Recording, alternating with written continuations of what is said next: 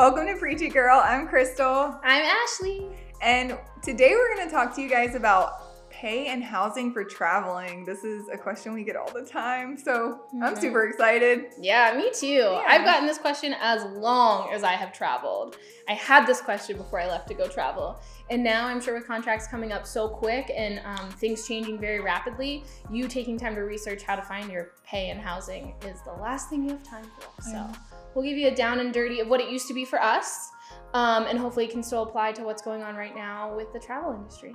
Yeah. So we wanted to touch on pay first. I'll talk about pay packages that I took. I always went with larger companies.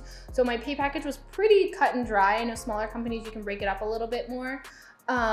Like I said in the previous episode, I really didn't travel to chase money. I traveled for adventure. So the money was great, but I wasn't just going after the biggest paying contracts or just trying to dwindle down to the tiniest amount of pay that I could get. There are people out there that do that. Power to you.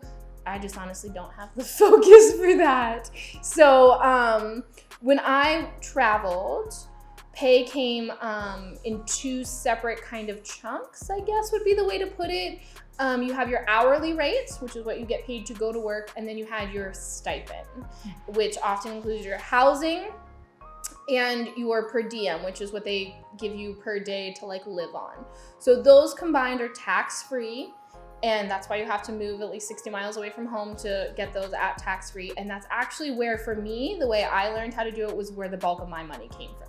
I took a pretty low hourly pay. I was often making less than the nurses on the unit hourly, but at the end of the day, my tax-free income was a little bit greater because they moved some numbers around.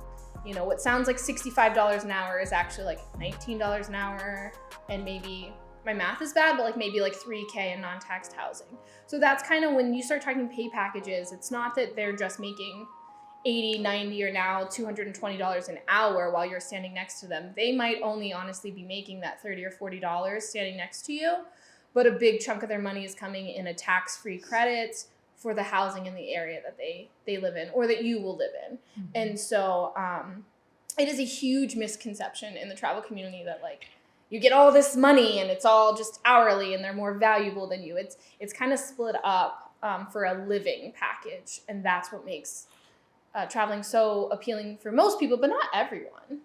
What about for you? How does it work for sonography? It's really similar, pretty much the exact same. So you take your hourly, your housing, like she was saying, and your per diem, and then your hourly is taxed.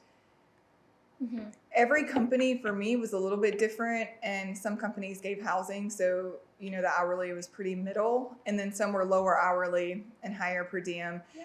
I went on the rule of thumb that I didn't want to make less than $25 an hour. The only reason for that is if you want to buy something. So there's a lot of money tricks too, but also the $25 an hour mark, you can submit more into a 401k and then be under a certain amount that it helps with taxes. That's a message to me. If you have questions, it's too much. But if you want to buy a house or something, that's what's a lot of it's looked at. They do look at your per diem to an extent, but that's not they're not going to look at that as your guaranteed. So it takes about 2 years actually for your per diem to be looked at if you buy purchases. And also you are duplicating expenses. Like you're you need two housing. So in order for taxes, like you need a residential home where you're from for that to be your home address. And however you do it, even if you live with your parents, you're supposed to pay them something. So I always still had something that I was paying a home at home and then a home away from home. So they are doubled. So it's not as flashy. I mean, like it's much better now, but in general, it's not as flashy as people make it out to be, but it is good money and it is nice to have those per diems and have the ability to travel, the freedom to take off when you want. So pay is very important if you're going, because your goal is to take 6 months off and 6 months on, and you just want to make as much money as possible, then rent a room or get an RV, like keep expenses as low as possible and then do that. But the key to making your pay worthwhile is how you spend your expenses. Yes. Am I saying that correctly? Yeah. So where you're putting your money is what's going to be most beneficial more than how much you're making. Yeah. So Crystal and I actually just bought houses in the last couple of years after traveling for a while. And I know for me, it was a really, really difficult. It cost me so much extra legwork to prove that I had the income because of my travel pay, because on paper, my hourly rate was not what I was buying a house for, essentially. And so I had actually done myself a disservice. So I had to do a lot of extra legwork. So tips like knowing that $25 an hour is that bottom rate and things like that are just things to keep in your back pocket when deciding if traveling is right for you. You led right into housing. So if we are talking about right now, no, that's perfect. If we're talking about right now and people going after travel money, it's probably less about destination at this point and more how do I make the most bang for my buck. I heard a story yesterday about a girl that I used to work with who was in school for her master's, and she has a couple kids and married, and she was our charge nurse. And shortly after I left, she decided to go take a travel assignment 90 minutes away in Phoenix. So she left her family for 13 weeks and went to work in Phoenix. She made what she would make in 6 months and is now taking the next 6 months off to finish her master's and spend time with her family. And so it's a whole different game right now when you're traveling. So it sounds like travel right now is for pay, and I totally support that, and I'm here for you guys to get what you're worth. If you only have 3 months left of nursing in you, go out big. Go get what you're worth so you can take the next couple months off, and I totally support that. So we're going to lead right into housing, because that housing, depending on how you take your housing and how much you're willing to spend, can actually save you a ton of money. And I think that over our years and our experience, we have just enough tips and tricks to help you save or splurge or make your traveling exactly what you want it to be. Mm-hmm. So you had mentioned about an RV. Yeah, so I didn't use one a lot with traveling. Towards the very end, I got a camper. I don't know why I didn't, because it's like you have your own little house everywhere you go. It may not always be as easy to find places to put the camper, like super close to the hospital, or if you're in a city like San Fran or something. But it still is a really great way to go. And it's definitely, if you're in it for money, I think if you get a moderately sized RV, you're going to be able to go to the towns that are like, I mean, Tucson, there's tons of RV parks, and they pay pretty well for traveling. So, I actually know someone who traveled in an RV, and her and her husband, they were both travel nurses. And when they came to Tucson, the RV parks were all full. Well, she happened to look on, I think, Craigslist actually, and found someone that was renting out a casita, but had an extra space for an RV. Mm-hmm. And so when you're going to travel, you really got to start thinking outside the box. Sometimes it's all for safety, and you definitely want to be in a very clear, like, this is an RV park and I'm totally protected. Oftentimes you can get to a hospital and find out that another nurse there has an RV spot at their house, and you could just park there and you can save a ton of money. So don't just think just because there's not an RV park or something like that, or exactly what you're looking for. Sometimes it's a matter if that destination is calling you or that contract sounds great, get there, you can figure it out. You can check into a hotel for a couple of days or something like that until you figure out where to park your RV or kind of what area you want to live in. Yeah. And like having an RV, like kind of the cost. Say you get a small RV, say it's like $20,000 or $25,000. That's like a couple $100 a month for the RV. And then if you're looking in like a normal, like, okay, so Tucson's probably like $500 a month during the summer, and then for the RV parks, and then around $800 to $1,200 depends on where you are for the winter. But they're like, my camper's parked somewhere for $400 in the winter in Canyon Vista, or Sierra Vista. So wherever you're at, I can't imagine you ever spending as much on the RV and RV parking as you would on rent or an apartment, unless it was like renting a room out maybe. And so it is a better way. And then you're making that money and you're paying for something that you get to keep when you're done. Mm-hmm. So it's yours. So you're done traveling, but you still have your RV, and you could even sell it and make back a little bit what you've put into it. So it really isn't a bad way to go if you're looking for money. And it's really convenient to have everything you want in one place. Packing up boxes and constantly doing that shuffle, it definitely becomes a routine. It becomes kind of fun. But at the same time, if I just had everything where I wanted it to be and just toted my little house around, I think I would have been a lot happier going that voyage. So if you're thinking that long-term traveling is something that you want to do, or you want to get in a routine of long-term traveling and taking some time off, I would really consider investing in an RV, because when you are far away from home, all you need is a bed and the couple things that you want around. which kind of leads right into our next thing. So renting a room versus like, are you renting an apartment or something like that? An RV is a great way to have the best of both of those worlds. Yeah. And like Crystal said, you're actually paying on an asset then that you own. Part of traveling is a big waste of money. You overpay on furnished apartments and short-term leases and those kind of things. So when you are trying to save money or you want to make a good investment, purchasing that RV, whether new or used, is a really great investment in your life and in your journey. Yeah, and a lot of hospitals, if you don't need water hookup, RVs, you can put water in to use them. But if you don't need water hookup, you can park at some of the hospitals. If you ask them ahead of time, Walmart, there's a bunch of different places you can park. I'm a female and I'm usually by myself, so I don't take those risks. But if you are with someone or you have a family, then there are ways to go. And there are websites of like vineyards and stuff you can park out on your travels to destinations, and you stay there for free. So it's a really great way to save money. And the next way is probably renting a room. Yeah. But you're going to... Can we touch back on the RV thing just because this triggered me? My little sister was going to get a van and like live in and travel the country. Yeah, but I like karate chopped that idea because she's a young single female. So please like also know your limits, know your comfort level. Just because you want to travel nurse, just because you want to get out and see the country, like don't just think. There are a lot of safe ways to do this. And if getting an RV seems overwhelming or intimidating or whatever, I mean, that's why I didn't do it for the whole time that I traveled. So just know I was not going to let my sister do that alone. I was too worried for her. And so know your limits and know that it's a dangerous thing to travel in an RV, and that takes a really confident, comfortable person that can travel and live in that in so many different environments, I guess. Yeah, especially if you're free camping, like it can get more dangerous. Usually RV parks, a lot of them are gated, and so that's a little bit safer. And it's the same as like if you plan your trip ahead, then stay at campsites or state parks and stuff like that versus like a Walmart. I wouldn't. But there are people who definitely save money and do that. And if I had a significant other or husband, I probably wouldn't mind. When you have the door's locked, but still not taking my chances as a single female. So and honestly, the same like with renting a room. Like, there are so many ways of finding housing. There are so many rooms. There are so many avenues. But you need to do the FaceTime. You need to do even if it's Zoom, whatever interviews with the person you're going to live with, like. Look them up on social. If they don't have social, maybe don't live with them. I wouldn't suggest that because there's no way to find them. If they do something, no one can find them. Give your family. Everywhere I went, my mom had the hospital, my boss, where I lived, and like my friend's phone number in that area. Wonderful. Because like if something, you just want people to know where you are and what you're doing. So the same with renting a room. Like don't just go rent a room and not tell anyone where you're at. Like have someone else know their information, know the address.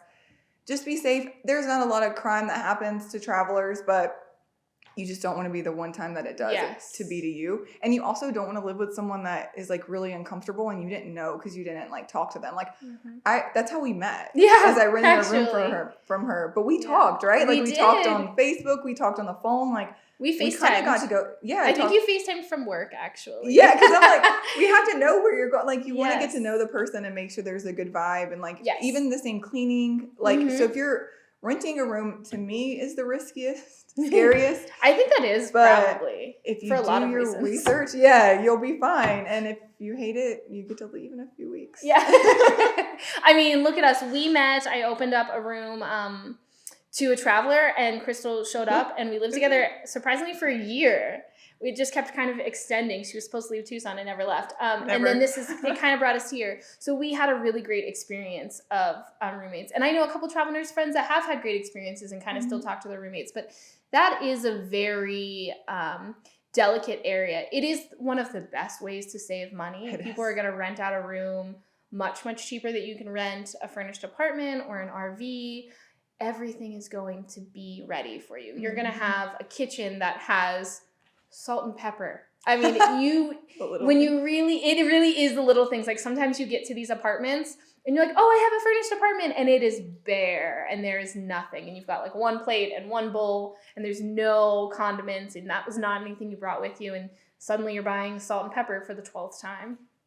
Or another trash can for the kid. The amount of trash cans I've bought in my life traveling, because some places have good trash cans, some places have bad trash cans, and trash cans are not cheap.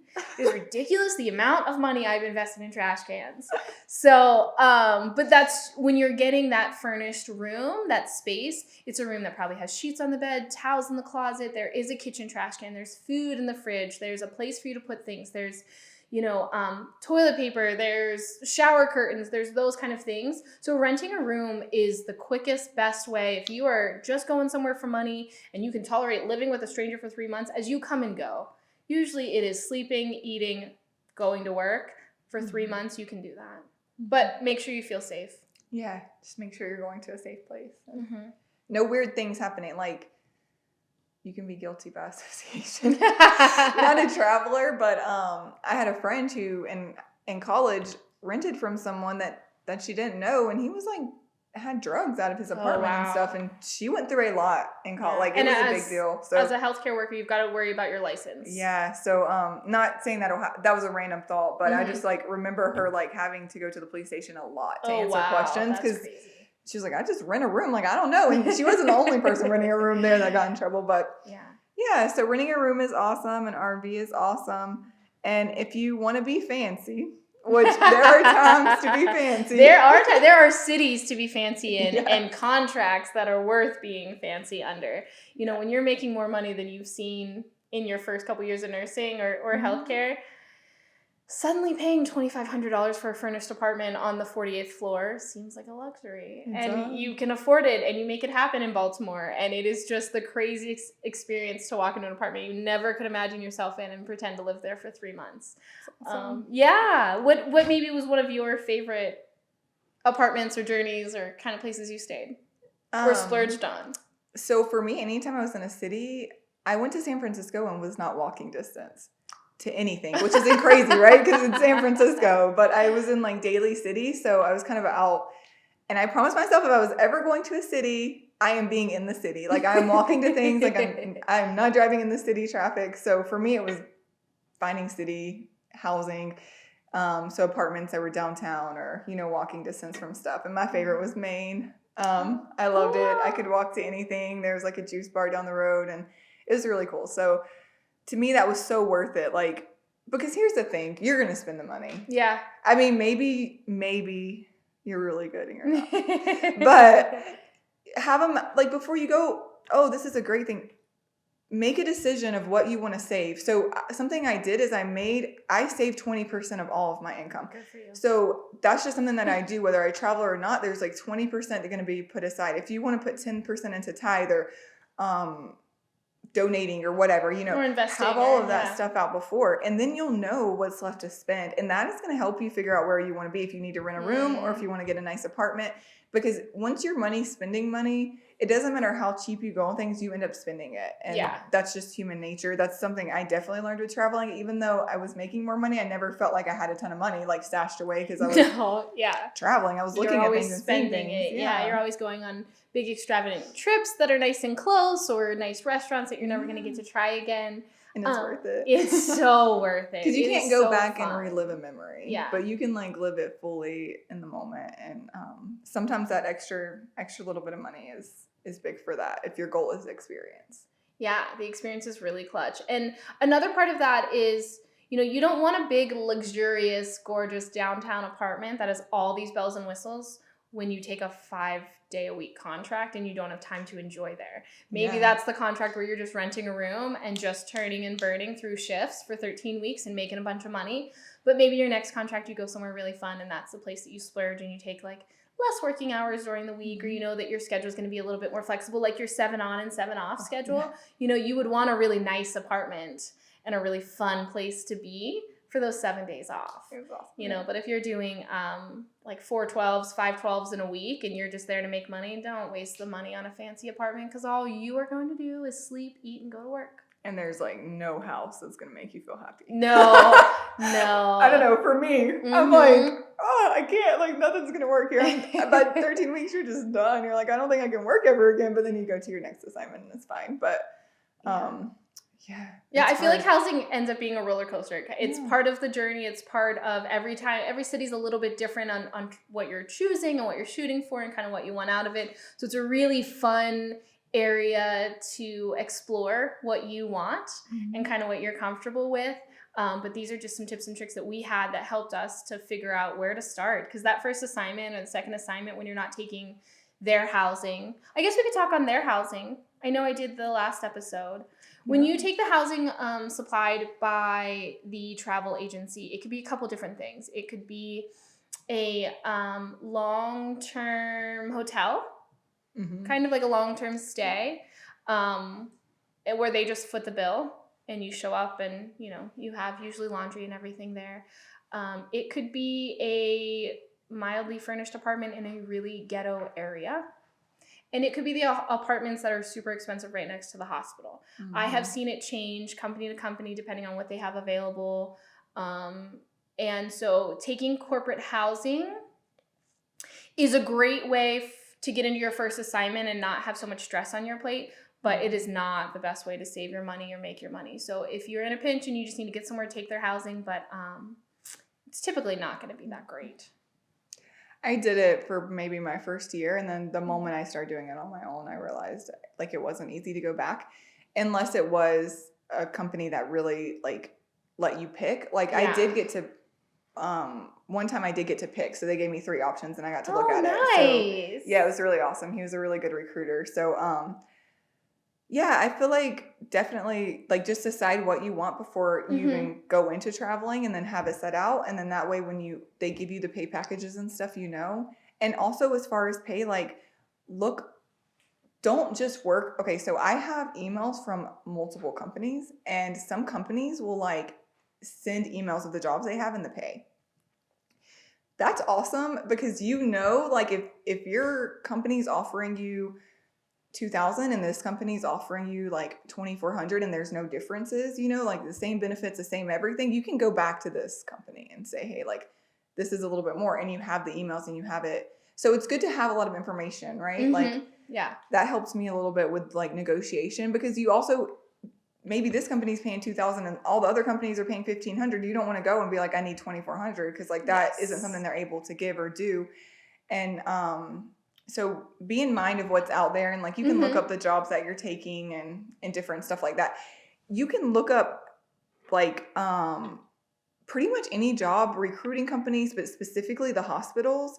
Like you can Google it and there will be people who've worked there. Who will tell you their experiences there and stuff. And I did that a lot too. And so there's a ton of Facebook groups too. There's a lot of traveling ICU nurse Facebook group or Rapid City travel nurses Facebook group. So a lot of cities have their own Facebook groups for those kind of things. You have to be let into them. But it's a great place to find. And even I post housing in those. When I'm ready to open up my house again, it's a nice, safe space that I know that people are let into. It's usually only travel nurses or people that are familiar with working with travel nurses. And I know that's a safe space that not only me, but a couple of my other friends who rent out spaces or are looking for travel places to stay will reach out. So find the resource that you really like. But honestly, Facebook has been a great resource once you can get into some of those private groups. Yeah, it's awesome. And then there are corporate houses that are not through your company. So you can also get corporate housing on your own. So Landing, I think, is the name of one of them. I never used them personally, but I've been looking up a little bit. There's like National Corporate Housing. So there's a lot of different corporate housing companies in locations that already have these apartments and condos set up, and they're really, really nice, but they're usually pretty pricey. So I only used one once and I really loved it and it was awesome, but I also a few times just got a short-term lease and called Rent-A-Center, and Rent-A-Center will carry it in and carry it out. Yes, Rent-A-Center, errands. And lots of times when you lease from them, you're paying into a bucket that you can eventually own furniture. So if you pick one company and stay with it every time you move to a new city to rent furniture from there, you kind of build up a little bucket that you can use towards purchasing something if that's something you want to do. But that's how I ended up furnishing my guest room, was from the credit that I had built up at Aaron's. Yeah. Because there's really no other. You can try to travel on an air mattress or on a cot, but I mean, you work in healthcare. Yeah, you're working healthcare. So spending that extra money to rent furniture and a nice bed is really, you have to. You have to spend those things. Or renting a room that has a good bed or getting a nice hotel that has a good bed. You have to figure out what you're comfortable living with and what's going to fill your cup as you're traveling. Because remember, you have to go home and rest and rejuvenate. And extended stays are not bad. Oh, no, they're really nice. The hotels, like at first They're I was really skeptical.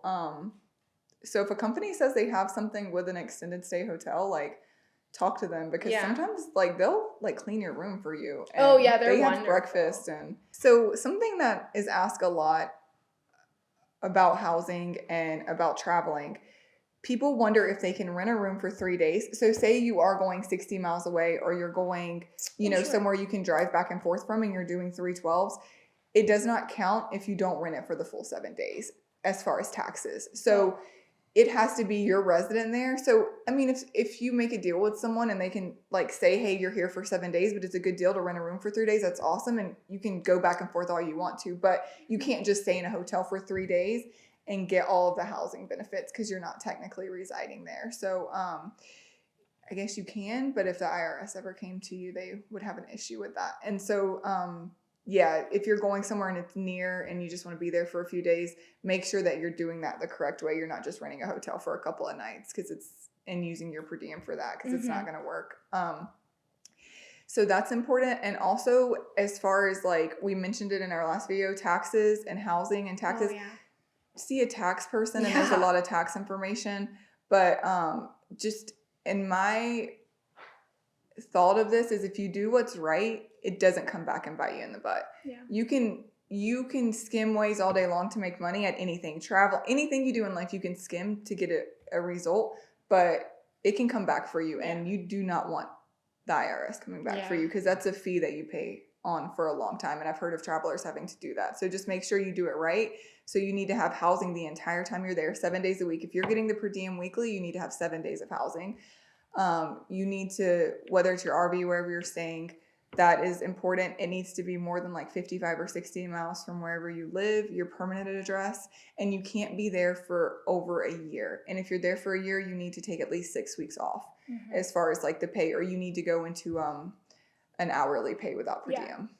So those are a couple things just to kind of end it that I wanted to remember, like to do things the right way. I know those are a few questions people ask. So yeah, no, those are big questions. I know when I traveled, those are the biggest ones. What do we do for those kind of things? I don't know how they've changed given the pandemic.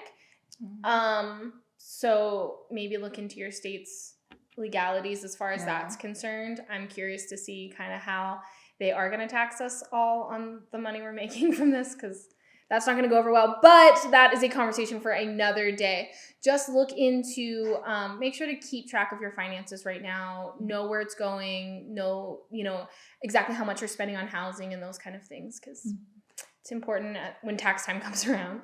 And if you get an accountant, like you can send them stuff weekly or monthly so you don't have to have it, and they'll just keep it in your file. And I didn't do that, but now in retrospect, I wish I had.